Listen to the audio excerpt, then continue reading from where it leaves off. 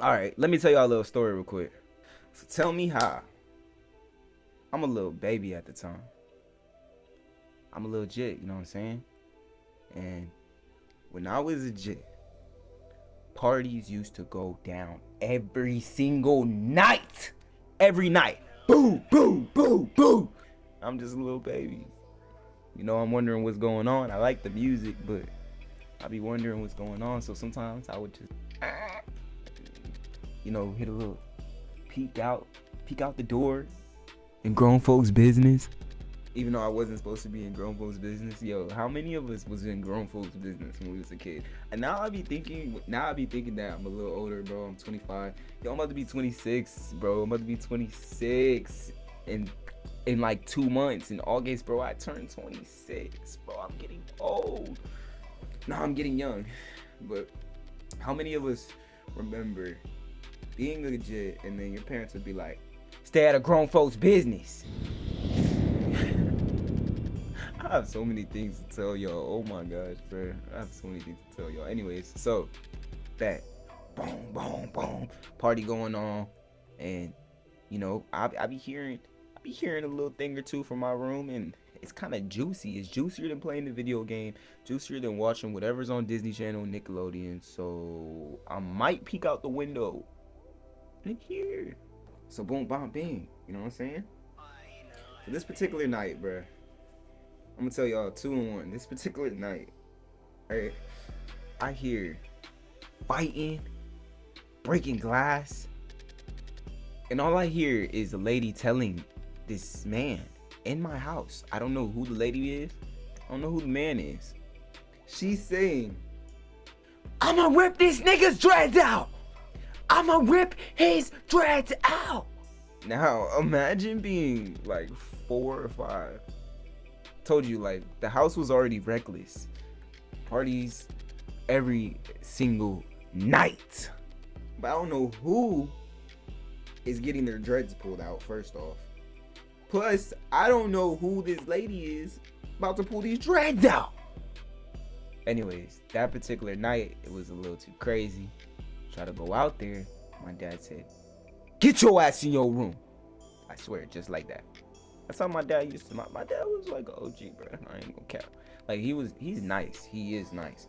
But on his parenting, he be on that shit. I swear, he be on it.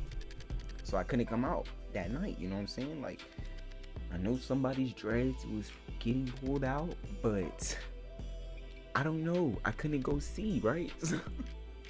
I had to wait till the morning. I woke up in the morning like I'm going to school for the first time. You bust out my room. Like, I need to see. Somebody's dress just got pulled out. I have to see this shit. So, I act like I'm going to get some cereal. Actually, probably did get some cereal because I was a jit. But, I walk out my room, right? That sounds like a car. My bad, bro. Whatever. You get what I'm doing. I walk out the room. And I see little dreads about this big. And there's only one person that has these little dreads. His name was Bernard. Now, who is Bernard? Yo, Bernard was one of my dad's close childhood friends, right? Friends. I swear to friends. So, Bernard, I never met Bernard until Bernard came down from wherever he lived and he came to visit, right? So my dad tells me, yo, my homeboy coming down. You go meet him. He real good people. He says, he real good people. Now, this whole time living my life, I've never heard of Bernard. I've never seen Bernard. Bernard has never called my family. So he real good people. So anyways, back to the story, back to the plot. I walk out my room.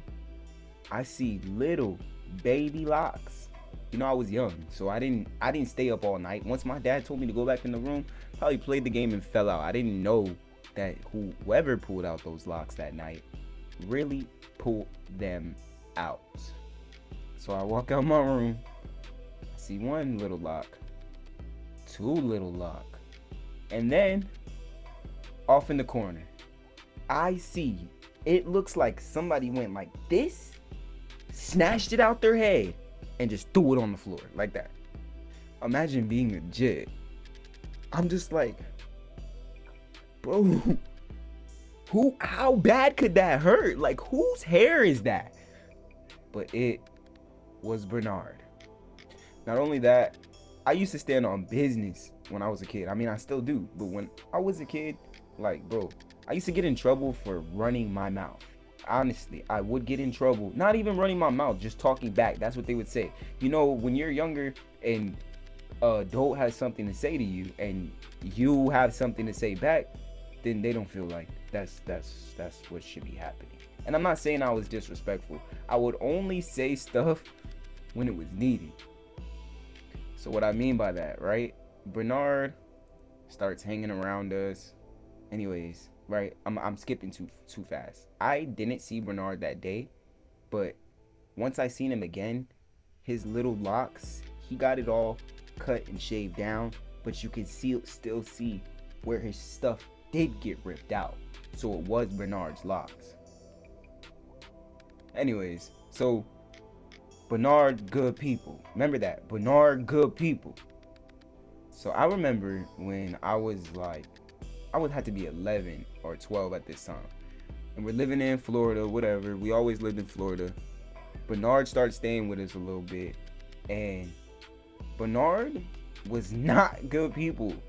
This man was a bully. Like, only to children, though. If anybody would try to fight him as a grown-ass man, he would get his ass whooped. But some reason, like, to me, my brother, my cousins, anybody that would be around, if you're like, he would purposely try to push you off or purposely try to fight you, like bully you, like type stuff. Not really fight you, right? So there's this one time Bernard is at my house. He's still with the jokey play stuff. He still wants to play, and he thinks that I'm super playful like that. And at the time, like, I was in boxing class for sure. So I was like, but I was young, you know what I'm saying? And this dude is like huge. He's huge. Imagine being a grown ass man and you're picking on children. Like, what is wrong with you? You have no morals, like no point. So Bernard's extra playful, right? Only to the kids. Like, weird ass nigga, what's wrong with you? Anyways, so he's trying to play with me, right? Pushing me around, playing, whatever, doing all that extra shit. We lived in a apartment at the time, so you have to go up the stairs to get to the apartment. But downstairs is the garage. So you can go into the garage, and that's where we keep the trash cans, right? You won't imagine where I'm going with this story. Tell me how this grown-ass man, Kiki, laughing, playing. Remember, I was 12 at the time. He grabs me and starts taking me downstairs. I'm like, yo, bro, chill. What are you doing? I thought he was trying to take me outside. Thought he was just trying to rough me up. Because that's what he's always on, some extra playful shit. He'll be like, ha, ha, ha, ha, ha. Not this time. This man goes down 2 flights of stairs with me. Opens the garage door. Opens the dumpster. And tries to just plop me in there. But remember, Bernard, good people. So what am I supposed to do with this grown ass man trying to put me in the trash can? I'm literally like trying to grab everything. I'm like, bro, stop, bro, stop, bro. Don't do that, bro. As soon as my feet touch that dumpster, it's over with. I start seeing red. It's over with. I don't give a fuck what I had to do. You're not putting me in that goddamn dumpster. So I literally, imagine I'm getting tossed in the dumpster like this, right? I'm getting tossed in the dumpster. I look to my left. My little brother had a big ass Tonka truck, like right there. Nigga had a Tonka truck. And I literally grabbed the Tonka truck And I literally look at him and I'm like, bro, do not put me in the dumpster. He's still trying to put me in the dumpster. So I just, wah! Hit his ass in the face with it too. Right in the face, right? But Bernard, good people. Why the fuck you try to put me in the dumpster? Anyways, I think the Tonka truck like kind of sliced his face a little bit, cause he instantly dropped me. Like I hit him hard. But bro, why would you, bro? If you're my dad's people, and you think you're about to put me in the dumpster, like even as a grown man, I still want to fight this man over that shit. Like when like, what is wrong with you? Like somebody drop in the comments. Is Bernard good people? One more about Bernard, right? So we got real uncle and we got Bernard. This is the same house too, the same apartment. Real uncle come over and Bernard be talking all that shit. And my other uncle, he's hot headed, like, bruh, like this nigga don't play, bruh, like, and he don't know you either. And you're just alright. So my real uncle feel like, nigga, I'm this man's brother. Then Bernard feel like it's my homeboy, like, you know what I'm saying? So they both feel some type of way. They get into it or whatever, and my uncle literally grabbed Bernard. They were both big, tall. He told him, I'ma slam you through the table. He was not playing games. No type of games. I remember my uncle grabbed this like this. He just grabbed it, right? In the middle of the apartment on the second floor. These grown ass men, right? He grabs him and he just through a glass table. There's a glass table in the middle of the floor, right? He go boom, and he go down with him. Down with him. Bruh, did I not record that? I hope I just recorded that, bro. Because if I didn't, I'ma do it again, bro. Anyways, grab that man. He literally told him, I'ma slam you through this table. Boom! Slam him straight through the table. Glass everywhere. Everywhere. My dad came out. He was so mad. He said, why the fuck y'all fighting in my damn house? Y'all broke my fucking table. Like that. My dad was livid, bro. Livid. But actually, he wasn't even really that mad. He was just like, bro, we're on the second floor. We all trying to get the police called. Whatever. But Brevard or Bernard, whatever his name is, he good people. That's why everybody got a problem with Bernard. Anyways, I guess Bernard felt a way about my uncle throwing his ass through the table. He called the police. I remember. He called the police that night. This man called the police. He told the police that my uncle had a handgun. My uncle didn't use a handgun on you, nigga. That handgun was that body slam through the table. And I was so happy.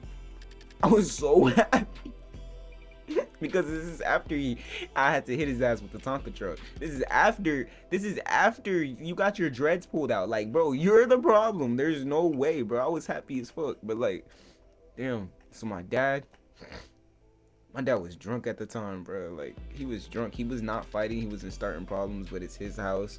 So he has to come downstairs and talk to these people. And I remember the police came and they said, oh, we got a report that there's a handgun in the house. And my dad was already calm. He was chilling. And he was pretty drunk too. And he told them, yeah, if y'all find one, let me have it. This nigga's so dumb. Go find one in there and just let me have it. And I remember my dad just being like this, posted next to the police car, just like, bro, just sitting there like, these dumbass niggas, look what y'all done did. They didn't find nothing. They didn't take nobody to jail because we didn't have no guns. It was just a bunch of bullshit that night. But anyways, if y'all enjoyed that story, please like and subscribe because I'm gonna give y'all way more real stories from now on. Real life, real real comedy, bro. Like, nigga, I got some funny ass stories, but I got some shit up my sleeve. You know what I'm saying? But anyways, your boy, I'm wrong. Catch you in the next one. Peace.